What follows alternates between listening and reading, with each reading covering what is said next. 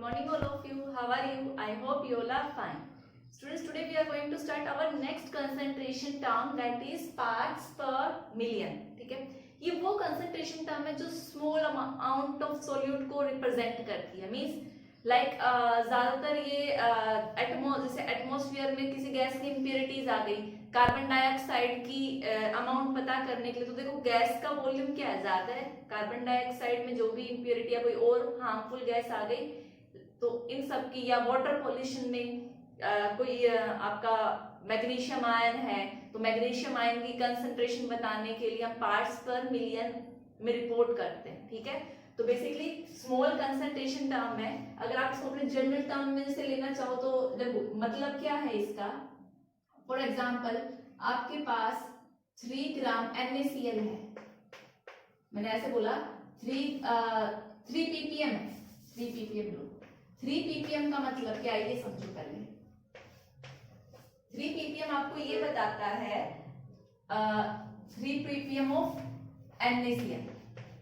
मैं NaCl की बात करूं, सपोज करो, तो ये बताता है कि जो 3 ग्राम NaCl is presenting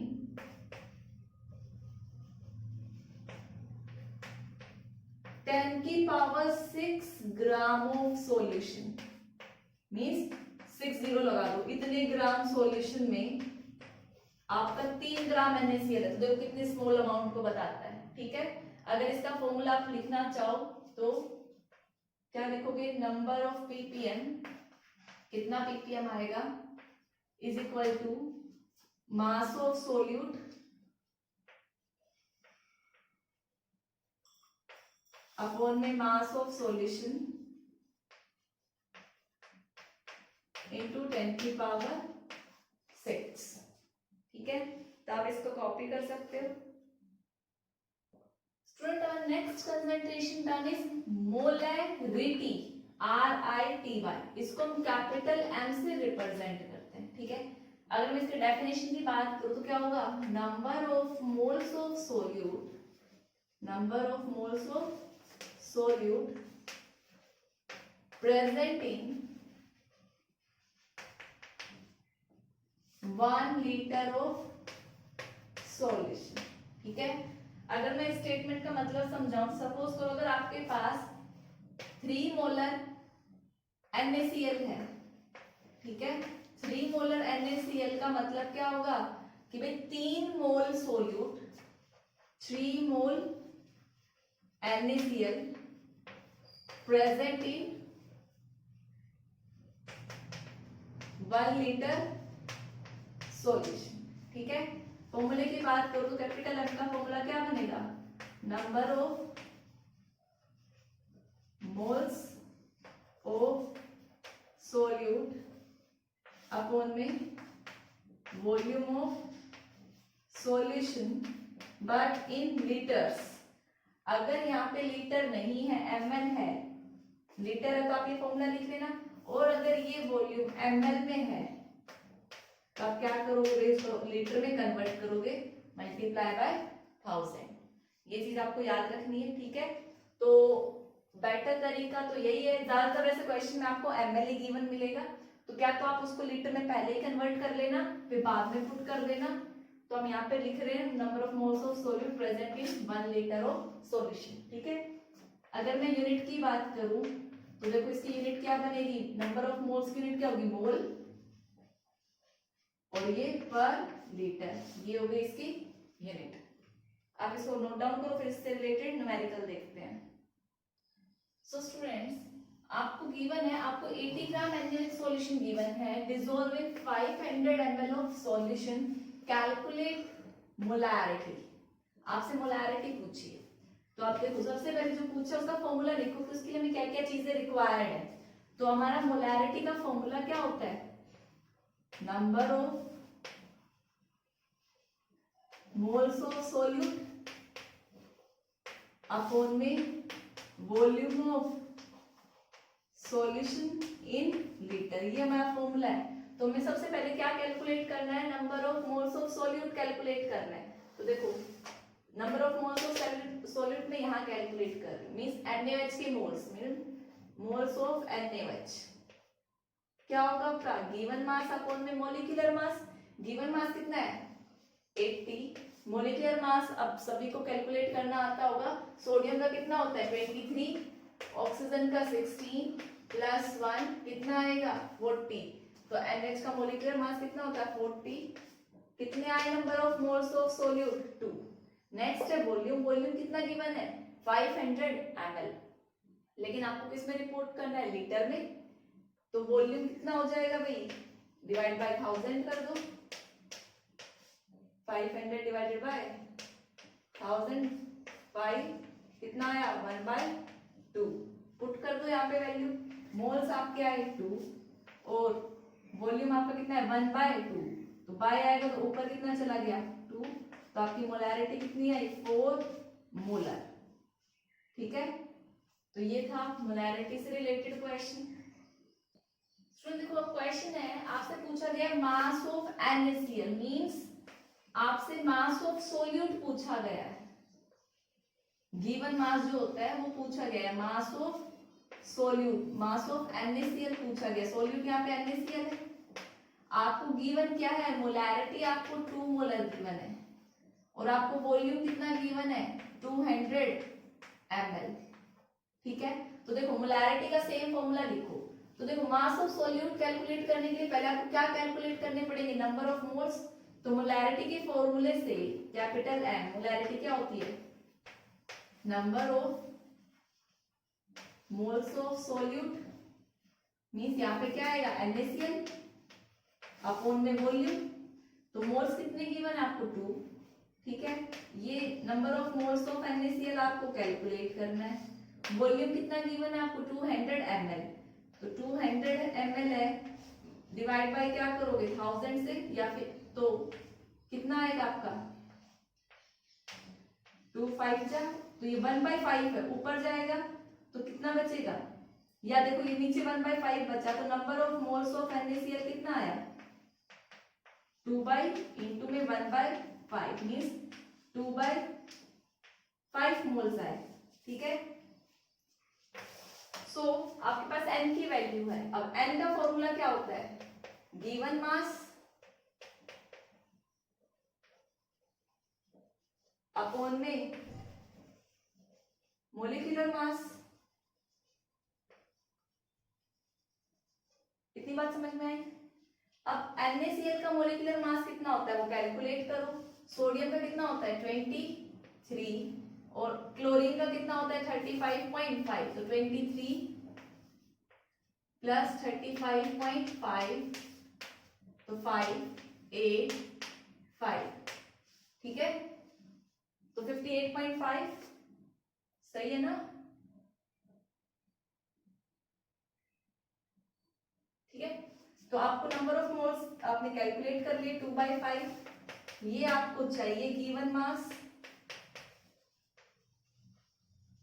और ये कितना है आपका 58.5। इसको इधर जाके मल्टीप्लाई करो सॉल्व करो आपका क्या आ जाएगा आंसर आ जाएगा। स्टूडेंट नेक्स्ट क्वेश्चन में क्या है आपको वेट परसेंटेज गिवन है वेट बाय वेट H2SO4 की और सॉल्यूशन की डेंसिटी गिवन है। आपसे पूछा क्या है मोलैरिटी ऑफ H2SO4 इस सॉल्यूशन की मोलैरिटी क्या होगी। ठीक है, तो सबसे पहले ये देखो हमें चाहिए क्या मोलैरिटी वाले मोलैरिटी फाइंड आउट करनी है। तो आपको चाहिए नंबर ऑफ मोल्स किसके H2SO4 के अपॉन में वॉल्यूम ऑफ सॉल्यूशन वो भी किसमें लीटर में। ठीक है, तो आप क्या करो सबसे पहले number of moles of H2SO4 निकालो। ठीक है, तो देखो आपको इसका मतलब तो अच्छे से पता होगा हमने लास्ट क्लास में डिस्कस किया था। वेट बाय वेट है 10% है इसका मतलब क्या है 10% वेट बाय वेट का मतलब क्या है कि 10 ग्राम H2SO4 is present in 100 gram solution. Weight by weight का यही मतलब है कल बताया था आपको। तो आपको गिवन वेट मिल गया आपको मोल्स निकालने तो मोल्स ऑफ H2SO4 कितना होगा गिवन मास और H2SO4 का मोलिकुलर मास कितना होता है 98, तो ये क्या आ गए मोल्स। तो आपने ये वाला पार्ट फाइंड आउट कर लिया। मोलैरिटी के लिए आपको क्या चाहिए, वॉल्यूम ऑफ सॉल्यूशन चाहिए, लेकिन आपके पास तो क्या है 100 ग्राम सॉल्यूशन, मास गिवन है तो और डेंसिटी गिवन है, तो डेंसिटी और मास से आप क्या निकाल सकते हो, वॉल्यूम। तो डेंसिटी क्या होता है मास बाय वॉल्यूम, आपको वॉल्यूम चाहिए तो क्या हो जाएगा मास बाय डेंसिटी। मास कितना है आपका 100 ग्राम और डेंसिटी कितनी है 1.1, सॉल्व करोगे इनटू में 10 ऊपर चला गया 1000/11 आ गया, तो ये वॉल्यूम। अब देखो ये वॉल्यूम किस में है आपका ml में है, यूनिट्स देखो भाई ml में है तो ये किस में आएगा ml में, तो आप इस वॉल्यूम को लीटर में करोगे तो क्या करोगे डिवाइड बाय 1000, तो 1000 से 1000 कैंसिल, आंसर कितना आएगा 1/11 लीटर आएगा। कितनी बातें समझ में आई, तो मोल्स की वैल्यू रखो 10/98 और ये क्या है 1/11, तो 1/11 करोगे तो 1 और 11 कहाँ जाएगा ऊपर, तो क्या आएगा 110/98, इसकी मोलैरिटी आ जाएगी। Students now we going to discuss about molarity of dilution, कि भाई आपने किसी सॉल्यूशन को डाइल्यूट किया मींस उसमें सॉल्वेंट की अमाउंट बढ़ा दी तो मोलैरिटी कैसे चेंज होगी। फॉर एग्जांपल भाई आपने सॉल्यूशन बनाया, ठीक है, इतना वॉल्यूम था, इतना था, ठीक है, इसके अंदर ये सॉल्यूट थे, ठीक है, आपने क्या किया इसमें वाटर डाल दिया, वाटर डाइल्यूट करोगे, ये सॉल्वेंट सपोज करो या वाटर था, जब आप वाटर डाल दोगे तो सिर्फ सॉल्वेंट की अमाउंट क्या होगी ज्यादा होगी, आपने इसमें वाटर ऐड किया तो वॉल्यूम बढ़ गया, बट अमाउंट ऑफ सॉल्यूट तो उतना ही है, जैसे मैंने 5 फ्लूइड बनाए अभी भी क्या होंगे 5 होंगे, ठीक है, मींस ये सॉल्यूट है। तो देखो ये क्या है डाइल्यूट किया आपने वाटर ऐड करके, इसमें आपने पानी डाला, तो आपको इसकी मोलैरिटी, भाई मोलैरिटी तो चेंज होगी, इसका वॉल्यूम भी चेंज, अगर इसका वॉल्यूम कितना है V1 है तो इसका वॉल्यूम मैं कितना मान लूं V2, और अगर इसकी मोलैरिटी M1 है तो इसकी मोलैरिटी क्या हो जाएगी चेंज हो जाएगी M2, बट देखो सोल्यूट इसमें भी उतना ही है और आपके सेकेंड वाले डाइल्यूशन के बाद भी बीकर में उतना ही सोल्यूट है, तो जो नंबर ऑफ मोल्स है वो क्या रहेंगे रिमेन्स सेम। यहां पर आप क्या लिखोगे number of moles during dilution,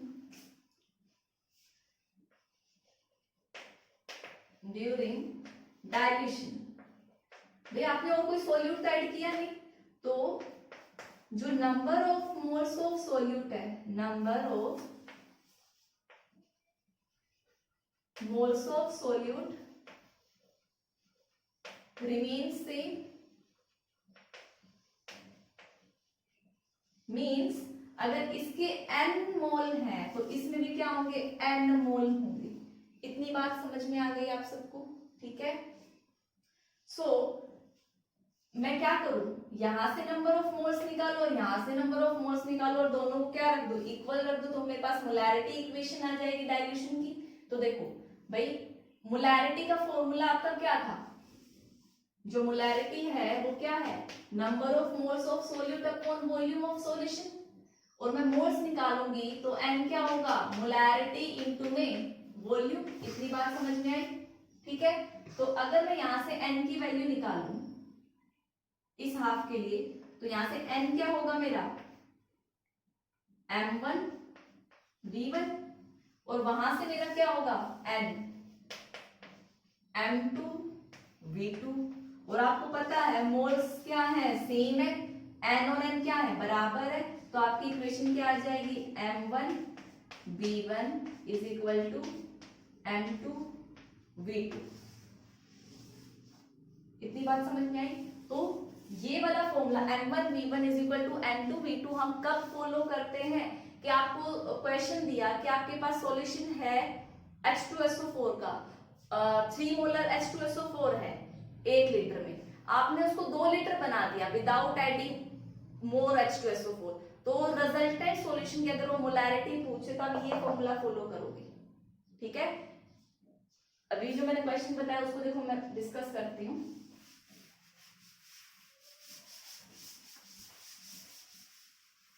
suppose करो आपको बोला गया कि ये जो था, ये आपके पास 3 मोलर H2SO4 सॉल्यूशन था, ठीक है, कितने लीटर में? 1 लीटर में। आपने इसके अंदर क्या किया? 1 लीटर वाटर ऐड कर दिया, तो आपका अब न्यू वॉल्यूम क्या बन गया भाई? यहाँ पे तो वॉल्यूम जो था V1 वो कितना था? 1 लीटर। आपने 1 लीटर और ऐड कर दिया, तो टोटल कितना हो गया यहाँ पे? V2 2 लीटर हो गया। तो आपसे वो इस सॉल्यूशन की M2 मोलैरिटी पूछ रहा है, तो डाइल्यूशन हुआ, आप देख रहे हो सॉल्यूशन ये भी किसका है? H2SO4 का, ये भी किसका है? H2SO4 का। आपने सिर्फ ऐड क्या किया है? सॉल्वेंट ऐड किया है। तो क्वेश्चन आपका आंसर क्या आएगा? आपको मोलैरिटी फाइंड आउट करनी है, आप क्वेश्चन किस फॉर्म में लिख सकते हो। तो मोलैरिटी क्या होगी? M1V1 किसके बराबर? M2V2। M1 आपको पता है कितना है? 3, V1 पता है 1 लीटर है, M2 आपको फाइंड आउट करना है, और वॉल्यूम कितना आएगा? 2 लीटर। तो M2 कितना आ गया? 3/2 मोलर। आई होप आपको ये चीज समझ में आई होगी, डाइल्यूशन कंसेप्ट। स्टूडेंट नेक्स्ट है मोलैरिटी ऑफ मिक्सचर, ठीक है। क्या मिक्स करोगे तो क्या होगा? देखो फर्स्ट केस था डाइल्यूशन का, सिर्फ आपने सोलवेंट की अमाउंट ऐड की थी। अब आप क्या करेंगे कि आपके पास सपोज करो ये सॉल्यूशन है, इसका वॉल्यूम क्या है? V1 है, और इसकी मोलैरिटी क्या है? M1 है। सोल्यूट क्या है? सेम है, यहाँ पे दोनों में क्या है? और ये दूसरा सॉल्यूशन है, सपोज करो ये क्या ले लो आप? H2SO4 ही ले लो, ठीक है। ये भी H2SO4 का सॉल्यूशन है, ये भी H2SO4 का सॉल्यूशन है, लेकिन इसका वॉल्यूम क्या है? V2 है, और मोलैरिटी क्या है? M2 है। आपने दोनों को क्या किया है? मिक्स किया है। इसके नंबर ऑफ मोल्स अलग थे N1, और इसके नंबर ऑफ मोल्स N2 थे अलग से। आपने इन दोनों को ऐड किया, तो भाई यहाँ पे बताओ आपको पहली बात टोटल वॉल्यूम कितना मिलेगा? मैंने माना इसका टोटल वॉल्यूम V है, ठीक है भाई। मिक्स करने के बाद इसकी मोलैरिटी कितनी है? M है, और इसके नंबर ऑफ मोल्स कितने माने मैंने? N। तो देखो, तो आपको पता है आपका टोटल नंबर ऑफ मोल्स क्या होंगे? सम होंगे, मींस N1 प्लस N2 किसके बराबर आना चाहिए? N के बराबर आना चाहिए। ये इक्वेशन फॉलो करोगे, आप N1 की वैल्यू निकालो। N1 क्या होगा? M1V1। N2 क्या होगा? M2V2। और ये किसके बराबर आना चाहिए? MV के बराबर, ठीक है। और आप सभी को पता है ये जो V है, जो V बना, एक्चुअल में ये V क्या है? Volume, total volume, means V1 plus में V2 है, ठीक है। तो इस V की जगह मैं क्या रख सकती हूँ? V1 प्लस में V2। आपको क्या चाहिए? रिजल्टेंट सॉल्यूशन की मोलैरिटी चाहिए, तो M का फॉर्मूला क्या आ गया? M1V1 प्लस में M2V2 अपॉन में V1 प्लस में V2। इतनी बात समझ में आई? तो पहला डाइल्यूशन का केस था, उसमें सिर्फ आपने सॉल्वेंट की अमाउंट बढ़ाई थी, सोल्यूट उतना ही था। यहाँ पे सोल्यूट बढ़ रहा है क्योंकि इसमें सोल्यूट अलग है, सॉरी सोल्यूट की अमाउंट अलग है, इसमें सोल्यूट की अमाउंट अलग है, और आप रिजल्टेंट इतना बना रहे हो, ठीक है। तो ये डिफरेंस था डाइल्यूशन में और मिक्सचर में। मिक्सचर में मिक्स करना होता है, डाइल्यूशन में वाटर ऐड कर मतलब सोल्वेंट ऐड करना होता है। तो आप ये कॉपी करो। देखो क्वेश्चन है मिक्सचर से ही रिलेटेड, आपको सॉल्यूशन दिया हुआ है 0.2 मोलर और 100 ml HCl सॉल्यूशन, मींस ये सॉल्यूशन किसका है? HCl का है, और इसकी मोलैरिटी कितनी है? 0.2 मोलर है, कितने में? 100 ml में, ठीक है। इसके अंदर आपने मिक्स किया है किसको? 0.1 मोलर, वही क्या है? सेम HCl है, देखो ये लिखा हुआ है, और कितने ml को? 300 ml। आपने दोनों को क्या कर दिया? मिक्स कर दिया। आपसे मिक्सचर के बाद का क्या पूछ रहा है? जो रिजल्टेंट बना दोनों को मिक्स करने के बाद HCl का ही सॉल्यूशन होगा, उसकी आपसे मोलैरिटी पूछ रहा है। तो आपको पता है मिक्स किया तो वॉल्यूम ऐड होंगे, तो ये कितना बन गया आपका 400 ml बन गया। तो उसकी इक्वेशन क्या लगाओगे आप, फॉर्मूला m1v1 प्लस में m2v2 अपॉन में v1 प्लस में v2। तो m1v1 क्या है ये, m2v2 क्या है ये, और v1 प्लस v2 कितना हो गया 400। डिवाइड करो और सॉल्व करो, ठीक है, सिंपल सा क्वेश्चन था, नोट डाउन। स्टूडेंट नेक्स्ट हमारी टर्म है मोलैलिटी। एक वो लिटी था, ये लिटी है LITY, इसको हम रिप्रेजेंट करते हैं स्मॉल m से। डेफिनेशन की बात करूं तो इसकी क्या होगी, number of moles of solute dissolve in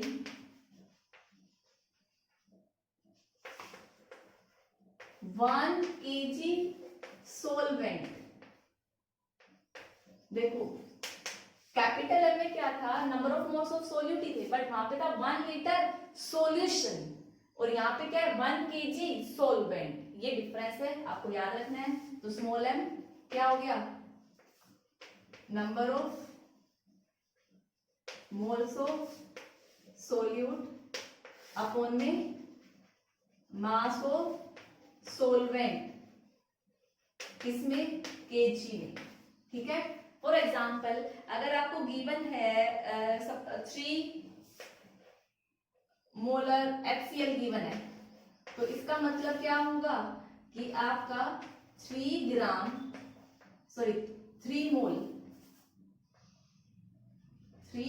HCl present in 1 kg solvent, suppose करो वाटर, तो 1 kg वाटर में आपने क्या किया है 3 मोल HCl डाला है, तब आपका 3 मोलरिटी मतलब मोलर सॉल्यूशन बना है। उसको हम क्या बोलते हैं, मोलर बोलते हैं, इसको मोलल MOL, इसको हम क्या बोलेंगे 3 मोलर सॉल्यूशन MOLAL। कहीं पे मोलर लिखा हो तो स्मॉल m की बात कर रहे हैं, ठीक है। इसकी मैं यूनिट की बात करूं तो क्या हो जाएगा, ऊपर मोल है, मोल पर केजी, ठीक है, नोट डाउन। सो स्टूडेंट्स आपको क्वेश्चन गिवन है कि आपने इतना ग्राम NH3 डिसॉल्व किया 100 ml सॉल्यूशन में, ठीक है। तो आपसे पूछा है मोलैलिटी, तो वही स्मॉल m का फॉर्मूला आपका क्या है, आप मोल्स लिखोगे किसके NH3 के, और अपॉन में mass of solvent in KG, ठीक है। तो आप सबसे पहले मोल्स ऑफ NH3 कैलकुलेट कर लो। तो मोल्स ऑफ NH3 क्या होंगे, गिवन मास अपॉन में मोलिकुलर मास, गिवन मास कितना है 0.85, मोलिकुलर मास कितना होगा नाइट्रोजन का 14 प्लस 3 कितना हो गया 14 प्लस 3 17, तो इसका मोलिकुलर मास आपका आ गया 17। कैंसिल आउट करोगे तो कितना बचेगा ऊपर 0.5, तो 0.5 क्या आ गए इसके मोल। अब आपको क्या चाहिए, देखो आपको तो ml गिवन है, सबसे पहले तो आपको क्या डेंसिटी गिवन है, तो क्या कैलकुलेट करना पड़ेगा आपको मास। तो मास क्या होगा आपका डेंसिटी इनटू में वॉल्यूम, तो डेंसिटी इनटू में वॉल्यूम कितना आएगा आपका, डेंसिटी 1.2, वॉल्यूम आपका 100, पॉइंट हटाओगे अपॉन 10, 10 से 10 कितना आया 120 ग्राम मास आया। लेकिन देखो डेंसिटी किसकी है, सॉल्यूशन की है, तो मास भी किसका होगा सॉल्यूशन का होगा, लेकिन आपको मास किसका निकालना है सोल्यूट का निकालना है, सॉरी सॉल्वेंट का निकालना है। ये क्या है आपका 120 ग्राम क्या है मास ऑफ सॉल्यूशन जो आया आपका 120, तो फॉर्मूले में क्या चाहिए mass of solvent, so mass of solvent क्या होगा आपका, टोटल ये है सॉल्यूशन का, सोल्यूट का कितना मास गिवन है 0.85, इसको क्या कर दो सबट्रैक्ट कर दो 0.85, ठीक है। अब जो 0.85 को जब आप सोल्व करोगे कितना आएगा 119.15, ठीक है, इसमें ग्राम में।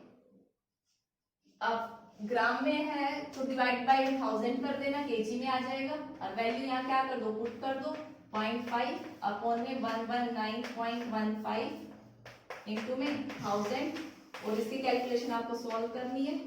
ठीक है, जब आप सॉल्व करोगे तो चेक कर लेना कैलकुलेशन क्या आएगी, थोड़ी टिपिकल सी होगी। ठीक है, नोट डाउन। स्टूडेंट नेक्स्ट हमें टर्म अपनी स्टडी करनी है नॉर्मैलिटी। ठीक है, बट नॉर्मैलिटी को शुरू करने से पहले उसमें एक टर्म आएगी इक्विवेलेंट मास, तो हम पहले उसमें आने वाले कुछ टर्म्स को डिस्कस करते हैं। हमारी फर्स्ट टर्म है इक्विवेलेंट वेट क्या होता है, इक्विवेलेंट मास क्या होता है। इक्विवेलेंट मास होता है मोलिकुलर मास अपॉन में n फैक्टर। ठीक है, अब ये n फैक्टर क्या है, अब ये n फैक्टर एसिड बेस और सॉल्ट्स के लिए अलग अलग है। एसिड के लिए n फैक्टर उसकी क्या है, बेसिसिटी के बराबर, कि कोई एसिड कितने H+ डोनेट कर रहा है वो उसी का क्या है, n फैक्टर है। फॉर एग्जांपल HCl आपको कितने H+ देता है, 1, तो इसका n फैक्टर कितना होगा, 1 होगा। ठीक है, तो इसका देखो इक्विवेलेंट वेट कितना हो जाएगा, अगर मैं HCl की इक्विवेलेंट वेट की बात करूं तो मोलिकुलर मास इसका कितना होगा, इसका 35.5 प्लस 1 कितना आया, 36.5 डिवाइड बाय 1, तो इसका इक्विवेलेंट मास और मोलिकुलर मास क्या है, सेम। ठीक है, बट यहाँ पे मैंने आपको जब पी लोग पढ़ा रही थी तब भी ये चीज डिस्कस की थी। एक काफी इंपॉर्टेंट एग्जांपल है ऑक्सी एसिड्स ऑफ फास्फोरस। ठीक है, आपके पास जैसे फॉर्मूला है H3PO4, H3PO3, H3PO2, इन सब में देखने से तो क्या लग रहा है, सारे ऑक्सी एसिड्स हैं, बट क्या दिख रहा है कि 3 H+ डोनेट करेंगे, बट ऐसा नहीं है। क्यों, क्योंकि मैंने आपको बताया था आपको क्या देखना है, स्ट्रक्चर। H3PO4 का स्ट्रक्चर क्या होता है, एक T डबल बॉन्ड हो तो बनाओगे, तो एक ऑक्सीजन लग गया, फिर देखो कितने ऑक्सीजन और हाइड्रोजन के कॉम्बिनेशन बन सकते हैं, 3, तो OH OH OH। और ऑक्सी एसिड्स क्या होते हैं, ऐसा हाइड्रोजन डोनेट हो, मतलब ऐसा H+ आए जो ऑक्सीजन के साथ अटैच हो, तो वो ऑक्सी एसिड। तो देखो कितने H+ है यहाँ पे, 3, तो इस केस के लिए n फैक्टर कितना हो गया आपका, 3। यहाँ पे चेक करोगे इस वाले केस में तो क्या होगा, एक P डबल बॉन्ड O, एक ऑक्सीजन यहाँ गए तो 2 ऑक्सीजन बचे और 3 हाइड्रोजन, तो 2 कॉम्बिनेशन OH OH के तो बन सकते हैं, बट एक H रहेगा, ये तो रिड्यूसिंग कैरेक्टर के लिए और ये दोनों एसिडिक कैरेक्टर के लिए। इसके लिए NF कितना है आपका, 2। ऐसे ही सिमिलरली इसके लिए NF कितना आएगा, n फैक्टर 1। तो फॉर्मूला देख के भी आप नहीं बता सकते, स्ट्रक्चर भी जरूरी है। आई होप एसिड की चीजें आपको समझ में आई होगी। अब हम डिस्कस करते हैं बेस की। एसिड में अगर आप देखना चाहो तो H2SO4 के लिए कितना होगा आपका n फैक्टर, 2 H+ दे सकते हैं तो 2। ठीक है, बेस के लिए क्या होगी उसकी एसिडिटी, जैसे NaOH कितने दे सकता है, 1, तो इसका n फैक्टर कितना होगा, 1। Magnesium hydroxide MgOH whole twice कितने OH दे सकता है, 2, तो इसका n फैक्टर कितना होगा आपका, 2। बिल्कुल सिंपल सा है, आप ये नोट डाउन कर सकते हो। ठीक है, जैसे एल्यूमिनियम हाइड्रोक्साइड है AlOH होल थ्राइस है, तो इसका n फैक्टर कितना होगा, बेस है 3, 3 OH दे सकता है। अब हम डिस्कस करते हैं सोल्ट्स का n फैक्टर क्या होगा। सोल्ट्स वाले में बच्चों को दिक्कत आती है, सोल्ट्स का n फैक्टर होता है टोटल पॉजिटिव चार्ज, यहां लिख रही हूं मैं सोल्ट को, सोल्ट का टोटल पॉजिटिव चार्ज